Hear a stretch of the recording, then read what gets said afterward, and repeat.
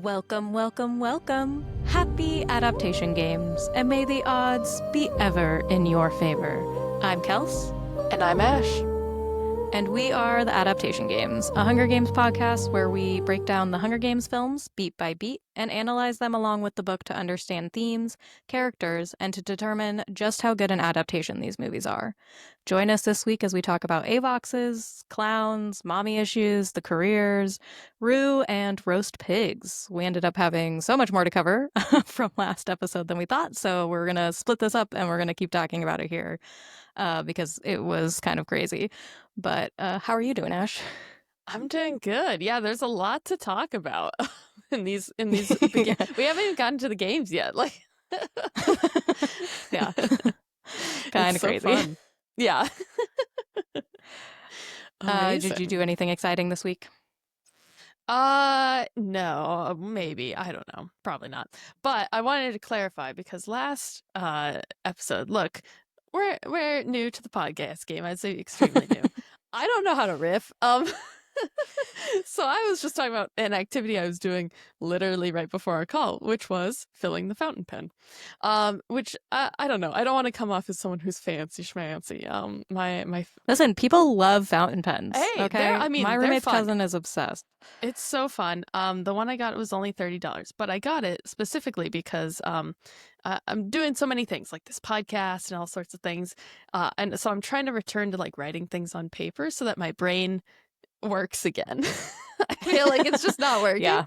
There's too much going on. Like I've stopped listening to like just temporarily like podcasts or like a lot of YouTube videos or anything with like people speaking. I'm listening to like exclusively like music you would listen to on a bicycle's summer day. Vibes. Perfect description. Yeah. I think you need your 5 months out on the hike again. I think You I need to do reset. another through hike. But my feet still have plantar fasciitis from the last one. So I think that's going to be a no for a long time. Maybe you should be fully immersive and go Appalachia this time, and then we can do the podcast while you're on the trail. You know, I'll just like call you with major satellite Wi-Fi somehow, and then we'll do it. Perfect. Yeah, I did say that the AT is exactly everything I hate in backpacking. Yeah, you did. It rains a lot. Humidity's awful. There's a lot of bugs and ticks. There's a lot of people. And a lot more supernatural elements out there, I believe. Yeah, and I'm not trying to be like, you know, the PCT was like, it's pretty chill in terms of I saw 2 bears. Like it wasn't like, exciting. I was beefing with some lizards in the desert. There wasn't like a lot of like things going on. It was just me walking and then crying about my feet. And then fire. Yeah, and fire. So, you know, I don't know. We'll see if I go full. Maybe when we finish every single Hunger Games thing that's ever been made, then maybe I'll do a brief stretch of the AT. And I will do 1 hour portion slowly at my own pace while you go ahead. That'll be our deal. How's that? We'll make you go through the Mahusik Notch. You'll like it. No, thank you. I can already tell that that's not something I would like to do. It's called the slow smile in the PCT, I think. Oh, okay. I could be wrong. Well, I was going to say I'll take Mochi, and then we'll just sit there probably most of the time, and it'll be great. Probably, yeah. Mochi. She actually started playing with dogs this week at the park, so good we were job, excited. Mochi. Making friends. Yeah. Okay, but we got to lock in because we have so much to cover. The other thing we've been talking about a lot is the costume and the makeup and how much that has really added, right, to the storytelling. So I wanted to shout them out. The key makeup artist for all of the Hunger Games movies, and I believe she'll be back for Sunrise on the Reaping, is V. Neal, I think is how you say her last name, but I know it's V is her first name. She is an Academy Award-winning makeup artist. She's won for Beetlejuice, Mrs. Doubtfire, Ed Wood. She was the key makeup designer for all of the Pirates of the Caribbean movies, Amazing Spider-Man 1 and 2. Like her list goes on and on and on, and it's pretty awesome. And she's fun to listen to. She's in the behind the scenes stuff. She talks about the makeup for Effie a lot and things like that. So I just wanted to shout out that we've been talking about that, and it's because she is amazing at her job. So Yeah. Oh, incredible. And we also want to shout out the costume designer, Judiana Makovsky, famous for many things, including, I think, almost all of Marvel, including Avengers Doomsday, and also like Harry Potter, the first movie, where she defined the look of Harry Potter itself. And yeah, and she originally worked with Gary Ross on Seabiscuit, so that's when they first met. That's awesome. It's so fun. Yeah, he brought a lot of people over from Seabiscuit, including Elizabeth Banks. That was her first film, cute. I believe. That feels in line with Seabiscuit as like a theme too, you know? Right? Love it. Gotta love it. Yeah. So anyways, I think that covers most of what we talked about last week, but now what we got to focus on is all of the stuff that we're going to talk about this week. Let's get into it. Yeah, because we are going to get into a chapter that is entirely cut out of the movie, because we're finally going to dig into the Avoxes. So yeah, they entirely are going to cut out chapter 6 here. So we'll briefly go through it because it's got some really interesting stuff. One moment that I really miss from the book is when Effie says, well, if you put enough pressure on coal, it turns into pearls. We don't get that in the movie.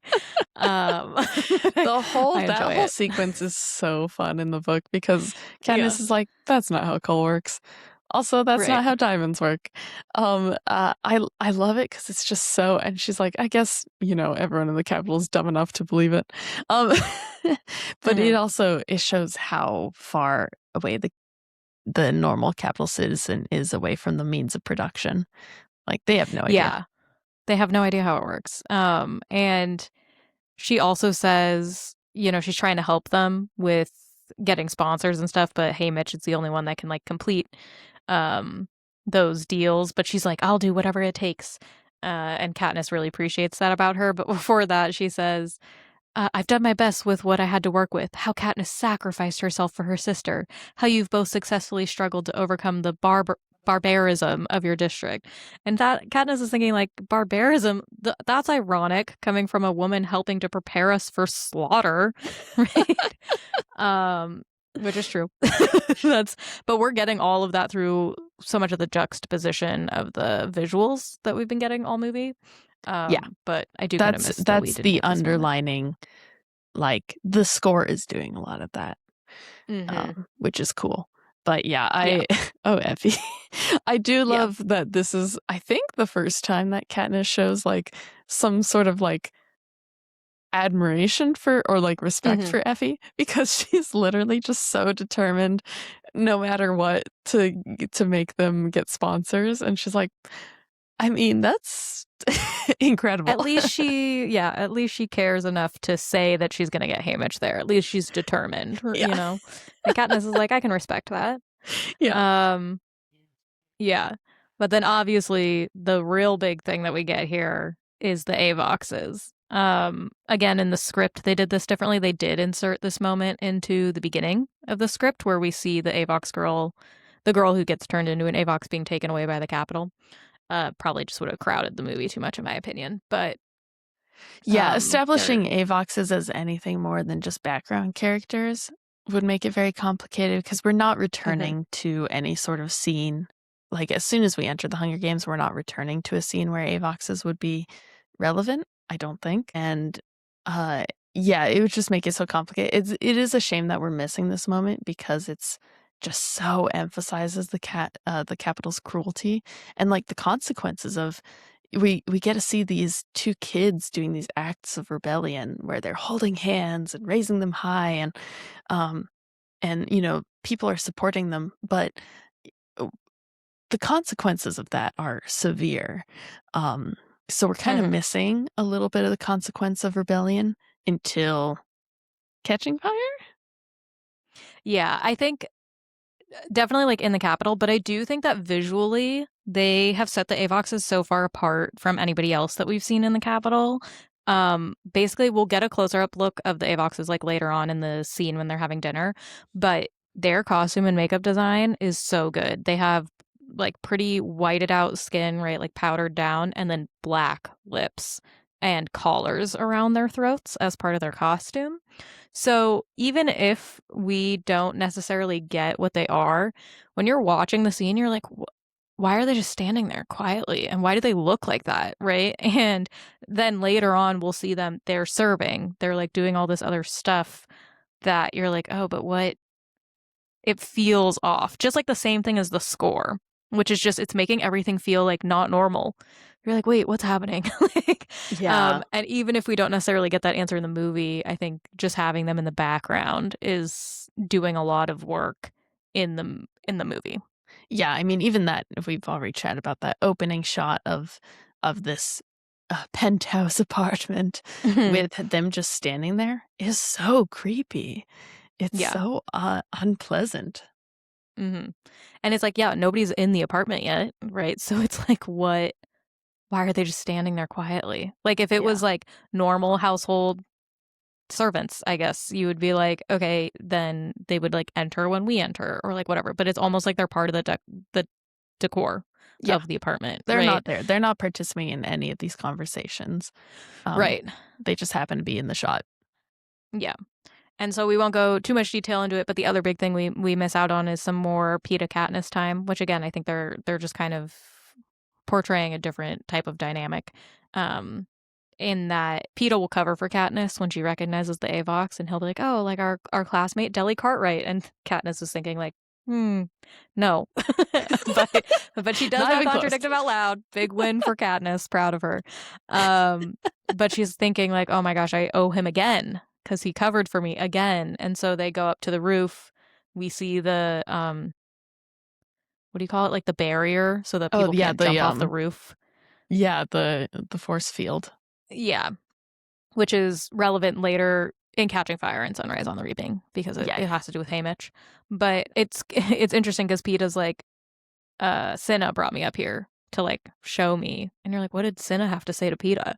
You know, like why were they talking together? It's probably because they're already talking about, you know, his strategy of trying to keep Katniss alive. And she's just so confused by these interactions. Like they go up on the roof, he gives her his jacket, come back down, she gives it back to him, and she's like, what? I don't even know what to think anymore. And she's talking about how like his dad came to visit her and he's surprised, but then he's like, yeah, but he knew your mother when they were kids. And Katniss is like, oh, they did? I had no idea.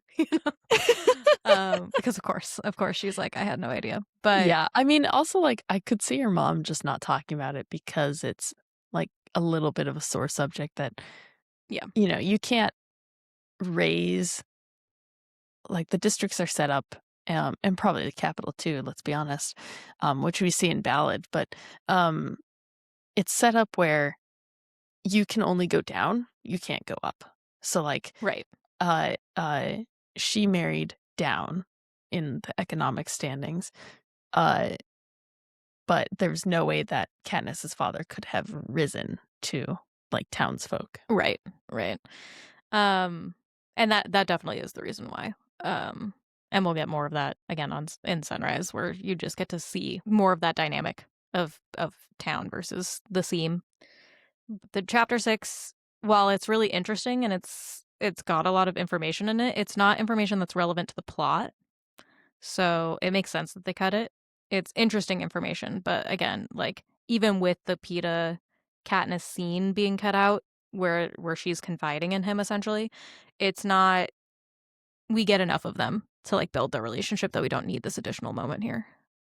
Yeah, and we're still building that sort of basics between Katniss and Peeta, because we get that they're not really like confiding into each other, talking to each other. They're sort of talking around each other, and sort of at each other, but in a way that's not in conversation. He's strong, she can shoot. They're like, and we're gonna get to that soon. Yes. But normally in the book we would get that moment right after this, but which also just throws Katniss into so much more confusion because she's like, last night we were being all friendly and like sharing this stuff, and then now we're at dinner or at breakfast, I think is where they're at, and they like just can't get on the same page. But instead what we're going to get is we go straight to the tribute center, and you're right, it's because we're cutting straight from Katniss looking at getting a reminder of home to she has to be thrown straight back into the games. We get a great shot where we see Katniss find her feet, she knows how these games work. She understands kind of what's going on here. Yeah. We start with a great shot of an intimidating wall of weapons. The camera is angled from below to look up at the weapons, which is great. Just a great shot of like the weapon holding all the power. And it's almost as if we're getting it from a child's perspective, looking up at this wall of really big like swords and axes. We get like a couple of cut arounds to a few different walls. And we're getting the voiceover of the trainer reminding them in 2 weeks, 23 of you will be dead. And the score really kicks in here. It's very intense. And Katniss is looking around, sees Cato staring at her, and she looks away because she doesn't really know what to do with that. All the tributes are dressed in the same outfits, which will become relevant in a minute here. And the trainer is continuing to say, like, this is important. Pay attention. There are 4 required classes. Survival skills are important. And we get this great panning shot over to the 2 youngest tributes. We see Rue with the 12-year-old. I think he's from District 4 if we look at his patch on his arm, because he's numbered. But we'll never get his name.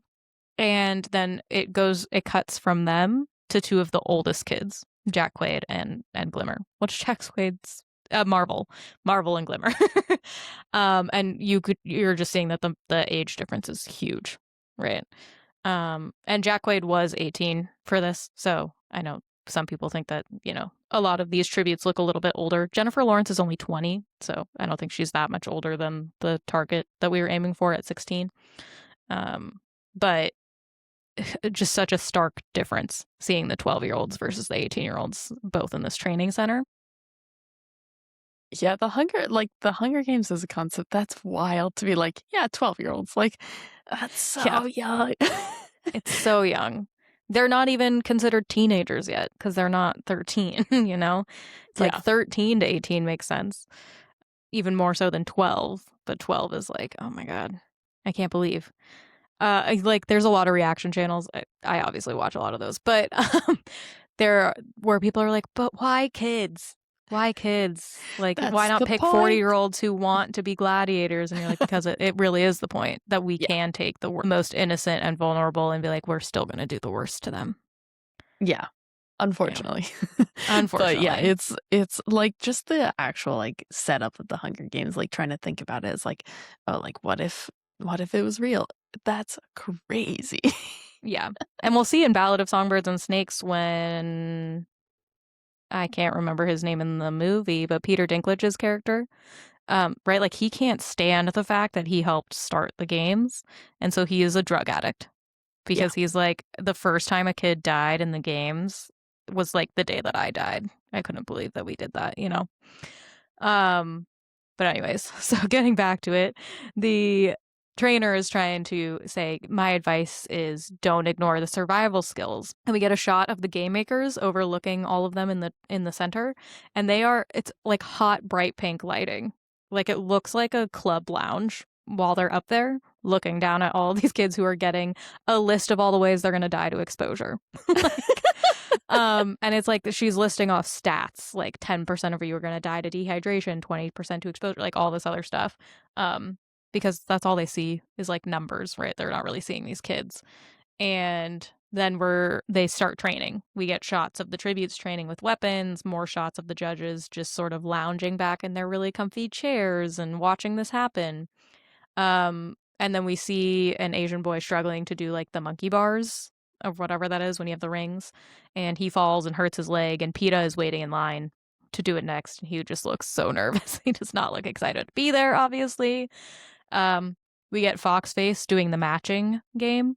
I know that everybody thinks that this is her identifying plants. It is not. It's just a memory game for her to match similar shapes to each other. Not a plant identifying game, which is something that Katniss does in the books. So, just to show that she's clever, but I kind of wish they had just picked literally anything other than plants, but what would it have been? Yeah. Because is she, this is for later, but is she the one that eats the berries? Yeah. So everybody's like, oh, why did she eat? There's all these theories out there that are like, oh, she ate it on purpose. She was like trying to kill herself because she had to have known. Did you not see how smart she was about the plants? Again, Not identifying plants, literally just a matching game. Yeah, this is definitely a miss, I would say, for the movie. Yeah. Well, I think this is them at this point being like, oh, it's just a thing. Like, yeah, they would probably be like, here's a matching game, plants, you're going to be out in the woods. Because something that we get in Sunrise on the Reaping is that the mentors there tell Haymitch that the game makers will leave hints sometimes about where you're going. So if you like pay attention, there are hints about the arena. So this was probably just a hint, right, that they're going into the woods, and not like an ocean arena or something like that. Yeah.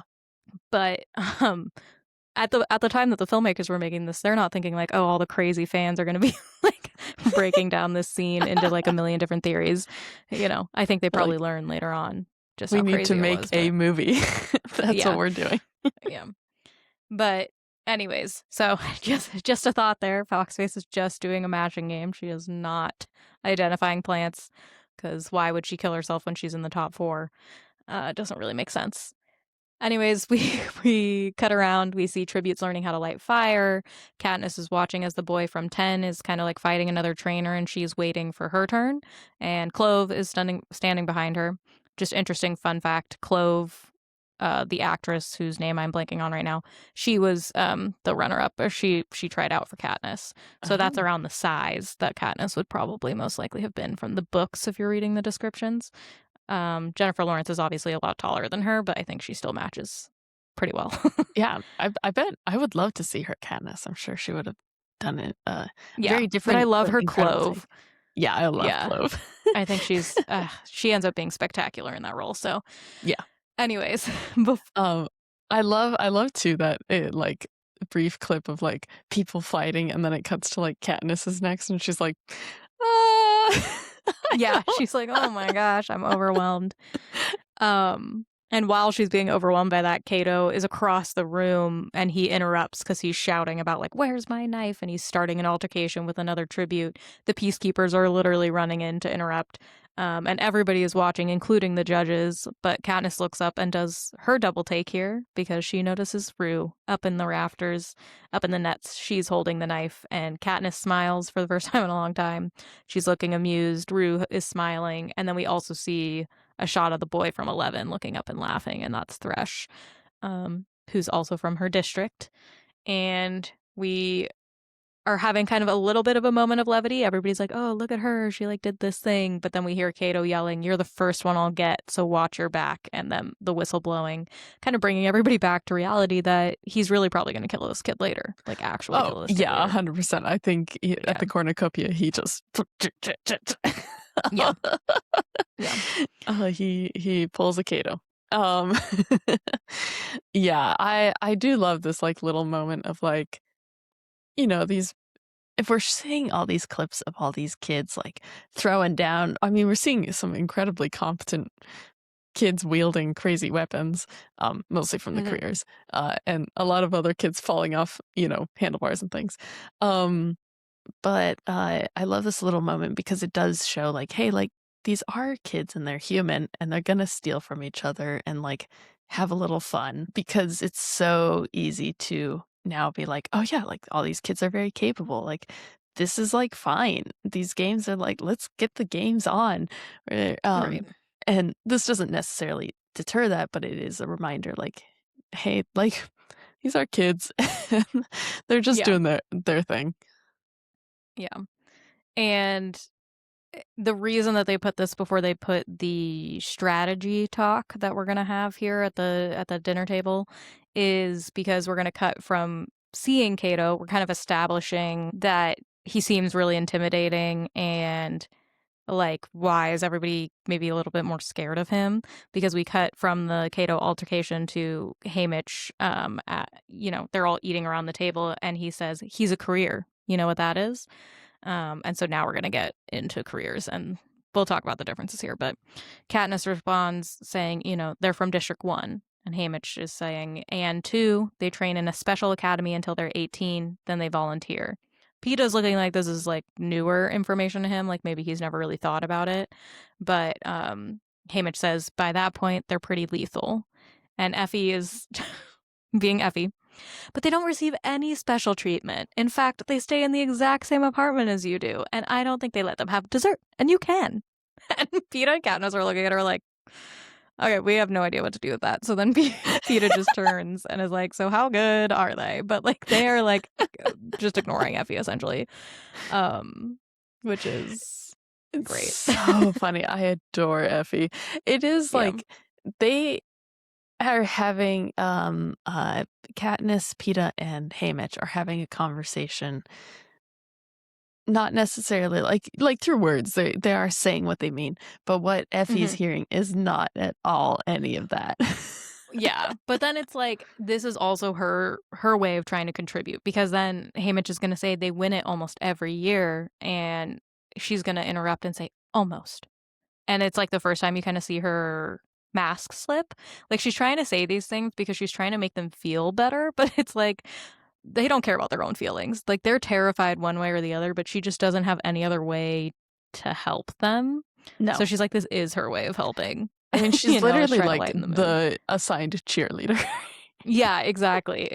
And especially because we aren't getting some of that dialogue that we talked about earlier in the book, where she's like, oh, I'll make Haymitch go and make sure you get the sponsors. And they're kind of more of a team, I guess. Like in this is the best that Effie can do in this moment.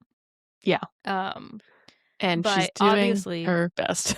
She's doing her best, indeed. But obviously this is really different from how they talk about the career tributes in the book, because they don't talk about the tributes. Katniss is just thinking about it as she's watching them, 1, 2, and 4, the wealthier districts and the volunteers who were fed and trained for this moment. But she basically talks about how it's technically against the rules for tributes to train before they reach the capital, but it happens every year. In District 12, we call them the career tributes, or just the careers. So we don't even know that this is like a widely circulated thing amongst the other districts. Like, how do they acknowledge them? We have no idea. Changing it to be actual academies kind of cuts out some of the subtext around the capital is clearly just playing favorites. This is important. Just later on, like, we'll talk about the geography. I think we'll have to do a separate episode now because we've talked about it a bunch. Yeah. But they're essentially turning a blind eye, especially to like District 2, because District 2 is the district to the most east of the immediate east, the capital, which means that they are blocking all the other districts from being able to come to them. And districts 1 and 4 to the west, like some of the only districts that are over there. So like it is incredibly important to them that these districts are treated more favorably, because it gives them a geographical advantage against the rest of the districts if they decide to rebel. So you lose some of that nuance. Especially because they leave out 4 in this discussion, which is Mags's district. So that's all relevant later on down the line. It's not super relevant right now. But to say that they train in sanctioned academies is just the way to kind of cut through and give us that information quickly in the movie, right? Like we don't need because we are cutting between this and training footage. We need the dialogue to be clippy. To match the so that we don't hit a lull. We need it to be fast and sharp and quick and get to the point pretty quick. And also because we need to get to this conversation that's about to happen, because it's incredibly important for the foundation of everything that's happening for the rest of the movie. So Haymitch is saying they win it almost every year, but then he turns and he looks at Katniss as he's like eating. Katniss is just looking at her plate. She's not paying attention. And he goes, they can be arrogant. And arrogance can be a big problem. And Katniss is like slowly turning to look at him like, are you talking about me? Like, so I love this moment between the two of them. It's just so good. But he says, I hear you can shoot. And Katniss is trying to play it off as like, I'm all right, before Peeta chimes in talking about how his father says she hits the squirrels right between the eye, like every single time. And Katniss is just staring at him like, what are you talking about? Like, why are you saying this? She looks annoyed. And then she turns to say, well, Peeta is strong. And he's like, what? Like, they're just so confused by each other in this moment. And she continues, he can throw a 100-pound sack of flour right over his head. And he's like, I won't kill anyone with a sack of flour. We get a great reaction shot of Effie looking sad in this moment that he thinks so little of himself. So just great. Elizabeth Banks is great in this, even though she doesn't have like a huge part of it. And Katniss and Peeta are like arguing back and forth, right? She's like, well, you might have a better chance of winning. Haymitch is looking so entertained while they're talking about it. He's just eating He's as like, they're like having this whatever's verbal going on moment. here, whatever. Yeah. But then we get I have no chance of winning. None. All right. And I just love Josh delivers this line so well. It literally makes Haymitch stop eating and like sit up and pay attention to Peeta. And then Peeta is saying like, it's true and everybody knows it. You know what my mother said? She said District 12 might finally have a winner, but she wasn't talking about me. And Katniss can now no longer look him in the eye. They were looking at each other and she now looks away. You know, again, her favorite way to avoid conflict. And he's looking at her though, and he says, she was talking about you. And Katniss now you can tell, is actively trying not to look at him. And Peeta leaves, you know, he says, I'm not that hungry, gets up and leaves the table. And everyone is clearly at a loss for words as we get all of their reactions. Effie's looking really sad again. And her makeup this time around is like so over the top. Like her eyeshadow and stuff is like, it's multiple colors. It's like she's a clown almost.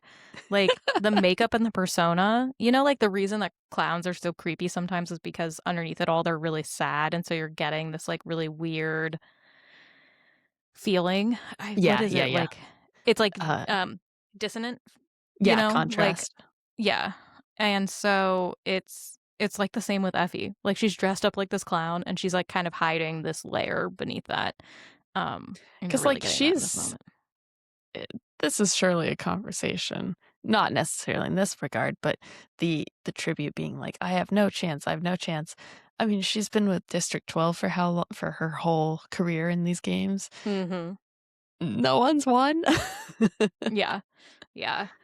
And that it's tough on her in a way that she just doesn't show the same way that obviously Haymitch does, because it's more traumatic for Haymitch than it is for her. But yeah, I just thought that was interesting. I had never really thought about it that way before until this moment. But yeah, Peeta lets her know, like, that's what my mom said, right? And Katniss, we get this great shot of it's kind of pushing in on her face, and we get more of the flashback. We see him being pushed roughly by his mom. There's no score here besides kind of like a low tone sound. And his mom hits him on the head, and he starts throwing the bread to the pigs. And this is where the score starts to pick up, as when he looks over at Katniss. And it's a bit more hopeful and subdued. We're getting more of the strings again instead of brass.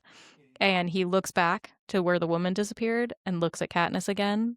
And then he throws her the bread into the rain. We cut back to Katniss at the table, who just is such great acting from Jennifer Lawrence to kind of portray this like confused and sad like moment from her. And she's, you know, got the napkin up to her mouth and she's like, I'm not hungry anymore either. And she leaves. So I love this moment. Yeah, it's so good.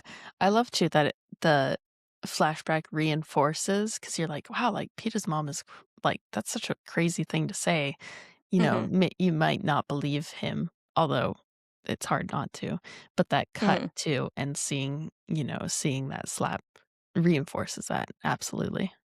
Yeah. And I think, you know, we obviously talked about this moment last week a bit, where we weren't sure when we were going to get finally seeing the moment that he throws the bread to her. But I think it's so great to get it right after he talks about how his mom doesn't believe that he's going to survive. And she's talking about Katniss surviving, because now you're like, oh, but does he regret it?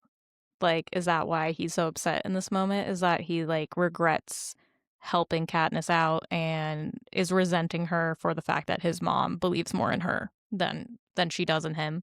Like, you don't really know how to feel about that moment. And Katniss clearly doesn't either. She's like, yeah, God, I can't believe his mom said that to him after everything he's done for me. Like, you know, and like, does she think he's holding a grudge? So I think it's great that this is the moment when you get that final bit of the flashback of where are they in their relationship. And we still don't know, even though now we know that he gave her the bread. Yeah, it's such a cool cut. I think in the book they also talk briefly about how it's like Katniss mentions like, oh, you know, like I didn't survive alone. she sort of acknowledges the moment of the bread when they both remember that. And though that's not done in the movie, I think that's good because it still leaves that question open for the viewer of like, okay, so he tossed her bread once, like what was the dynamic of that? Right. Whereas if we were like, oh, like we survived together, that might start establishing that Katniss is like super down to partner up. Which we don't want to establish, particularly in the movie. We want it to be very much like, yeah, they're kind of a duo right now, but as soon as that gun goes off, they're running on their own way. Yeah, and the things that they left out is, so Peeta doesn't storm off after this because they stay there and they'll continue to talk about strategy. Instead, we get the line, she has no idea the effect she can have. And Katniss goes on a rant for like 3 paragraphs where she's like, what does he mean? What does he mean by that? What does he think people pitied me? Like, how dare he say that? Like, she's so mad. She's so mad that he implies that she's not good at bartering. But this was because she had said, you know, like you were saying, I sound 11 years old when I speak, but only because someone helped me. Peeta's eyes flicker down at the roll in my hands, and I know he remembers that day too. So we still don't know. We're only getting this from Katniss's point of view. We know she remembers him giving her the bread, but we don't know what Peeta thinks about that moment. We won't get that until they're in the cave later, but we get that right now in the book. So I think it is smart to switch it out. For the movie, because again, we're still trying to stay a little bit in Katniss's mindset of, are we trusting him, are we not trusting him, how do we feel about him, we don't know. And this is also, they're having this argument, and then Haymitch and Cinna are essentially like, okay, so now you guys are going to partner up for everything in public, don't leave each other's side. And they're like, oh. Katniss is like, I hate him. I hate Peeta. I hate myself, because she's like, clearly I noticed him more than I thought. And you're like, yeah, you did. You did, girl. You paid attention to him a lot. But yeah, I love when she's like, I guess I kept track of the boy with the bread. Damn it. Yeah. A little bit of this gets kind of taken out because all the tributes are dressed the same instead of Katniss and Peeta being the only district to match each other. But I think it makes sense that they would like force them to all wear the same thing. It's a better visual. It's a better visual language to show them as like, I mean, the Capitol, we've already established the Capitol treats them as, you know, like behind the scenes. All of these tributes are the same. The Capitol doesn't care. You know, when we had the initial intake scene, the like remake center, that was very clinical and everyone was treated the same. Then we cut to the training center, which people don't see, and everyone's dressed the same. So it just and matches. They're dressed in the Capitol colors, which is like the black and the red and the gray. So and it matches the visual language that we're building. Yeah, for sure. So instead of getting all of that conversation, what we get instead is we head back to the tribute center, hard cut there to watching Cato slice heads off of dummies. But we're also going to get all the careers kind of showing off now. So we see Marvel throwing the spear. Katniss is watching Glimmer as she grabs the bow, and she clearly wants to do the same, but instead she's setting up a snare. Clove is like throwing her knives. And we're back to that intense score. Like, we've swapped off of the softer score we were getting with Peeta. We watch as Peeta tries to climb a rope net thing and fails. He falls and seems to hurt himself, and the careers are laughing at him. So Katniss just appears by his side and tells him to throw that metal thing. Peeta's confused. This is where we get the fact that Haymitch said we're not supposed to show our skills. And Katniss responds, I don't care what Haymitch said. Those guys are looking at you like you're a meal. Throw it.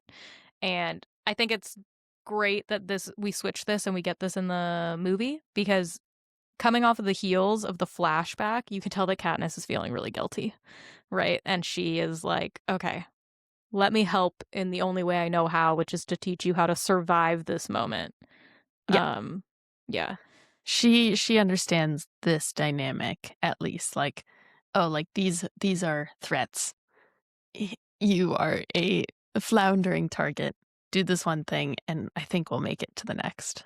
Yeah, and it works, which is like the smart thing, right? Is that we see Cato mouthing like, not bad, okay. I love too, like, what was the plan with these weights? He throws them against a rack of spears. There's What are you supposed to throw them at? Is there supposed to be targets? Like, I feel like there needed to be like a shot put arena, you know? Yeah. Why is there nothing to do? I bet you though that they were literally just supposed to be used as like weightlifts.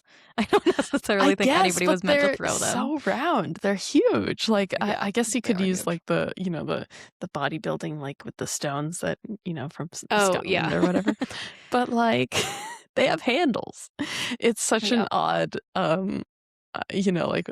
just thinking about like what was the point of having them there. I love it. It's a great scene, and you know what? I'm glad those spears hit the ground, but yeah, but it is a bit odd. I agree. Yeah.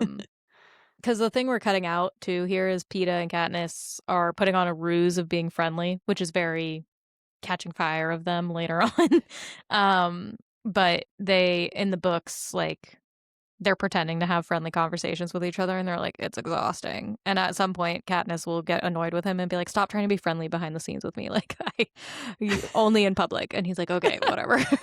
So they're a little bit annoyed with each other. And at one point, they're desperate for something to talk about. So Peeta is like giving her a lesson on all the district breads because they have him available at the table, which is only relevant in the books. But distinctly important that she now knows what all these district breads are being used for, and they do all of their training together in the book, but we do see them doing separate training here, so that's why it makes it even more interesting that Katniss like comes over to offer this moment of advice, right? Because they weren't together before. Yeah, and the district bread scene in the book that sets up the gift from District 11 after Rue. Exactly. Which is kind of because she would never have known where that came from. Yeah, and we only don't do that. I mean, if they had shown Peeta showing this, then they could have done it, maybe, like, expect the viewer to also recognize that type of bread, but it's not super necessary, because what we get instead, I think, is much better, which is the riots, so. Yeah, and we get the, in this specific scene here, we're getting... It has to be fast. It has to be tight. Like a lot of this conversation that we're having or establishing is extremely condensed from the book. It's pulling a lot from it. It's going beat for beat, but it is at 2 times speed. Yeah, agreed. Yeah, because we don't have time to show the full week of training that they're doing or whatever, right? And we don't have time to show lunch and when they're talking with each other and stuff like that. Foxface is matching those plants at light speed, and we need to match that with the dialogue. Yeah. And we go from Peeta like showing off that strength to the camouflage thing, which like in the books they're like taking their time, they're meandering around, like he's talking with the instructor, and the instructor is like so impressed with his painting skills, et cetera, et cetera. But instead we go over, we don't see him actually creating the tree look on his hand, but it's done already, right? Like, we're not gonna watch him do it. But he's focusing really hard, he's like delicately painting the cracks of the bark on his hand. And Katniss, again, is the one to approach him here in the training center, which I think it's every other time it's kind of been Peeta initiating. And she says, hi, original, great job, Katniss.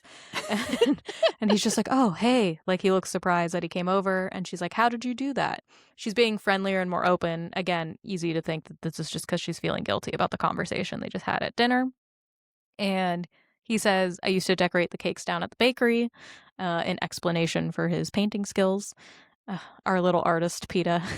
I love it. I love in the book the Peeta painting his arm is like sort of a moment where Katniss almost gets Peeta. Like, he's like, oh, did he like, how did he learn how, like, what light looks like when it's moving through tree leaves? And she's like, did he get that all through the leaves of the like apple tree behind his house? And he did, because he sees beauty in the most mundane. He is an artist to his core. And I think it's like beautiful in this moment where it's like, oh, like Peeta is an artist that brings color to the district, as he will, to her life. But I love in the movie where they're like, oh, we can't get into all that right now. We have to focus on what's important, which is the games and how this dynamic is being built. We're building this is the first time we're meeting the tributes, and we don't have a lot of time to spend in the training center, so we need to establish how the tributes are interacting with each other and how the capital is interacting. How the capital is interacting with the tributes. Yeah. And Peeta is showing off his work when he looks up and he says, "I think you have a shadow." And Rue is watching them from around the corner before trying to hide a bit. And we get the great cut from her to the betting board, which is so interesting. There's a great behind the scenes moment with Gary Ross and his on-site editor, Stephen Mirione, I think is how you say it, trying to figure out this moment in the editing. And they're like, it's just not working. We're not like getting across the point that we want to get across about Rue. And they come up with the idea like we need to put the betting board in. So we get a cut to the betting board. We see Thresh is above her, even though his name is cut off. We can't see it. And his odds at 10-1, which changes to 11-1 as we're watching. And we get Rue. We see her picture, her name, and that her odds are 60-1, which is like horrible. Oof. And then we sort of cut out to see how to a wider shot, and we see how all of them are being listed on these boards. We get their sex, height, weight, age, and current odds, and then a picture of the tributes, and their names are super tiny above them because they don't care about their names. They just care about the numbers associated with them. So, yeah, I think that's what a great ad. I think that really does get across because you're like, oh, we're having this friendly moment with Peeta and Katniss, and they're looking out for each other in the training center, and then we get a cut back out as a reminder of like, oh yeah, don't forget though, these people are betting on them, like, yeah, it's such a good. I love the betting scene. I think it's one of my favorites personally. That cut in between, and this betting scene is so good, where it's like you get these little glimpses of Rue, and you're like, oh, I love Rue. Cut to betting, and then the child with the sword. Yeah, this is such a great moment because the Capitol citizens are out enjoying the day. We see the big, huge betting board above them, but like they're all sitting at the bar. They're like having a drink. They're having a meal. You can see the wager booths and people lined up to make the bets. And then we see Haymitch, and he is angrily watching all of these people just like lounge about and like go about their days as we watch a Capitol child unwrap a sword, and he chases around his sister pretending to stab her for the amusement of their parents. And Haymitch's disgusted look as he's watching them. I mean, he looks disgusted, as he should, because you're like, oh, to them, it's just a fun game. But it's not. Like, these other kids are literally about to die. Rue's odds are literally 60-1 on the board, and these kids look of only like slightly younger than her. And they're entertained already by what's going to happen. So it's such a great moment, and I love that so much. It's so good, too, because it also establishes, like, we don't get a lot of Haymitch outside of him and Katniss sniping each other. So it's nice to have this moment of real Haymitch show through, because he has to be in these betting rooms, and he has to be talking to these people because they're the one that get the sponsors. And we have to see that this is not fun for him either. Like, he's not schmoozing boozing. He's having a bad time. Yeah, this is the perfect contrast to, like, later on, we're going to see him finally make the decision to go out and start schmoozing. And from this moment, you know how much he hates it. Yeah. Right. And that's why we get the cut back to him, like, lecturing Katniss and Peeta about what to do in the evaluation after we see him looking so disgusted at these, like, all of this stuff. But before we get there really quick, I just wanted to mention, too, that in the book, Peeta gives us Rue's name. He says, oh, I think her name is Rue. And Katniss is like, God, I just can't escape the plants. Like, because we talked about this. All of her family are named after plants. And she says, Rue is a small yellow flower that grows in the meadow. Rue, primrose, neither of them could tip the scale at 70 pounds soaking wet. So again, like the name meaning something to Katniss, right? And obviously this is going to be really relevant because she'll sing her the Meadow song later. Yeah, it's huge.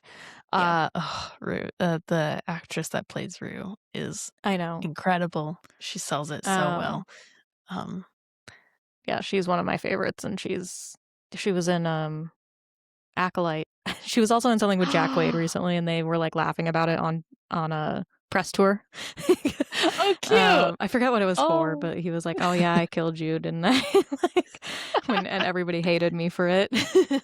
Awkward. Yeah. That's so funny. Yeah, it's so good. Yeah, and Amanda Stenberg. I just needed to remember her name. Amandla, yeah. That's her. Oh, I've definitely heard her name a lot. Oh my god. I love it too, because like the Hunger Games was not an established franchise before this. I mean, obviously the books were very successful, but the movies as a franchise were. So it is fun to have these newer actors hop in and have this moment, and then now we get to see their careers just grow. Yeah. So after all of that, the betting scene, meeting Rue, and like we've seen Rue before now, but now we know her name, and like we're gonna start getting attached to her. We know that she's watching Katniss pretty closely. We've already seen her take the knife, and we thought it was a cute little moment, you know. So we're just getting more and more of her as time goes on.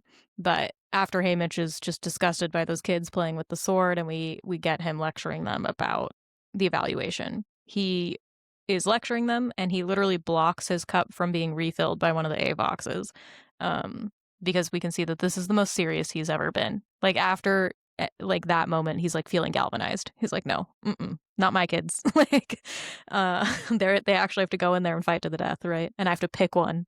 Only one gets to come out. Like, ugh, that's just horrible. Only one gets sponsorships because you can't get enough money for two. And we know that at this point, well, after this point, we're going to know that he's probably talking with Peeta to determine that, yeah, it's Katniss, right? Yeah. And that's what made him sit up and pay attention to Peeta at their previous meal, is he's like, oh, okay, he already thinks he's not going to win. He already wants to throw everything behind Katniss, right?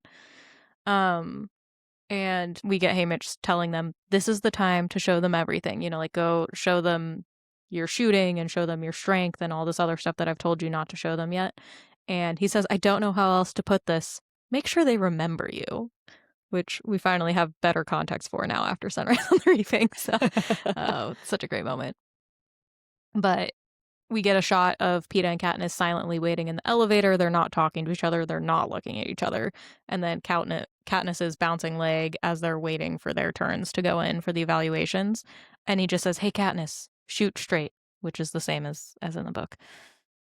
Yeah, they do drop her response in the book, where I think she says something like throw well or something. You know, like right. She's like trying to be encouraging, but she doesn't really know how. Yeah, you sort of get the sense like Katniss like turned around. One, she was just like shocked that he said anything, and sort of in this moment in the movie, she like turns around and probably is like so full of nerves and it's just like, cheers, like thumbs up, thanks, you know, like I guess like what okay, and then goes right into the rating, the judgment, and the shots, they're like taking their time. She is having to walk across this really big span of space to get to the little clubhouse in bright pink of the judges. such an interesting color choice, you know. The reds are so clashing. It's so ugly. Yeah. It's like just so tacky. Like, you know. Yeah. As a lot of people who sometimes maybe have a little bit more money start to feel when they're trying to show off and peacock and, you know, all these other things. Trying to show power instead of just like exuding power. And, you know, she walks in, we see, I think in the book, right, she says like, I know I'm in trouble. They've been here too long. They are like drinking and drunk and wanting to go home. And we can see that like they're talking amongst themselves, laughing amongst themselves, and she sees the bow and arrows. We get a couple of shots of the bow and arrows because you're like, oh, she's so excited to get her hands on a weapon, you know, like, and do the thing that she knows how to do. And again, we have like, she's walking in, there's no score happening, it's just to the sounds of them enjoying themselves up in this judgment booth. And she goes in and she says, Katniss Everdeen, District 12, And Seneca Crane looks a little bit like, oh, right, I'm supposed to be like paying attention. That's my job or whatever, I guess. As he like is taking sips of what is clearly a cocktail.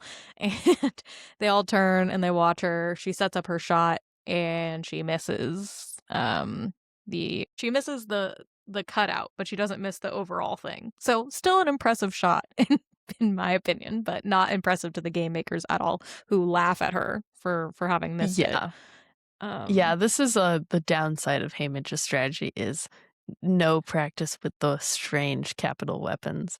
Like, yes, she's familiar with archery, but she's not familiar with whatever is going on with this bow. Yeah. And again, just like how we've been talking about with the score, it's unnatural. It's made of metal. It's really stiff. And even if we're just seeing that visually, right, like her bow at home is made of wood. It's handmade, made by her father specifically. So, like, there's already that stark difference. And she, in the books, will take a little while to get used to the bow. She like does a couple of practice round shots before she goes back and tries to impress them. But literally Katniss only takes one more shot here after getting used to it, which is just speeding up, showing how talented she is, right? And she hits it straight in the center. But the game makers weren't watching anymore. They turned away and are talking amongst each other as Katniss walks towards them. She's looking so annoyed. We're again getting that shot of like us looking down at her, and she's looking up at them. And the roast pig is brought out, and Seneca's like, hey, who ordered this pig? Like, they're laughing and enjoying it. So Katniss grabs another arrow, lines up her shot, and we cut to the pig that has an apple in its mouth, and we suddenly see it being hit by an arrow. The talking immediately ceases as they all turn shocked to Katniss, and she takes her "thank you for your consideration" bow, which matches perfectly with Rachel Zegler's bow as Lucy Gray. Like, shot for shot, this will match in the films, which is great. And then she starts to rush out, but she will turn around and slam the bow down, and then she runs out, which I think is a really interesting change from the book. I love it so much. She's like, here, have your stuff back, like slams it down. And but also because she knows to temper her anger enough that if she ran out with a weapon after what she just did, that would probably not be allowed. No. In the book, she runs out with it, and I'm shocked that they let her do that. Well, she throws it aside. Does she throw it aside? Oh, I thought she like carried it with her. She just throws it on the ground. Oh, I see. Yeah. But visually, yeah, go ahead. Oh, I was just gonna say, I love like, okay, so clearly at some point there was an issue where the game makers were probably on the same floor level, so they moved them up. So they're like, okay, now they won't be attacked by tributes, and now they're still yeah. And then next year we will get the force field because they were attacked by a tribute. Yeah. And the interesting thing visually here that they're going to establish across all of the movies is when Katniss is doing something truly rebellious, she will not shoot straight. She will shoot at an upwards angle. So this is the first of 3 shots that we will get throughout the movies. So this one is that she shoots up at the pig to catch the apple. And then in Catching Fire, she will take from her arrow, which is aimed at Finnick, and she will aim it up to shoot the dome down. And then in the final movie, Mockingjay Part 1, she shoots up at the Capitol Plains or whatever they are. Yeah. And then in Part 2, instead of shooting Snow, who is straight in front of her, she will aim up and she will kill Coin. So just visually, they really narratively will tie all of that together, which I think is great that moment starts right here, you know? Yeah, that's very cool. Like the first time that she actually handles a bow is immediately an act of rebellion, kind of without thinking. And she's like, oh, what did I do? Yeah. And that all ties back into what we talked about with the idea of like the Appalachian culture of like hunting is like so deeply ingrained into her. And there's almost like a guiding hand there, right? Of being like, this is the one thing that you have that's yours. So how are you going to use it? Right. Yeah, 100%. And, you know, the shooting up is a great visual language because, you know, who is she aiming at? Her oppressors who are always above her. The people in power, because that's how that works when you're in filmmaking, is that shots from above, right, make you feel weak. But when you're looking up, right, when the camera is looking up at you, it's a sign of power. So very interesting. And very cool. That's that's where the chapter ends, and that's where we're going to end again this week. Thank you for your consideration. Thank you for your consideration. Such a great moment. And she delivers the line so well. I really love it. She's just like... I love her little bow. Yeah. The fact that she's like annoyed, but also kind of proud of the shot that she just made, right?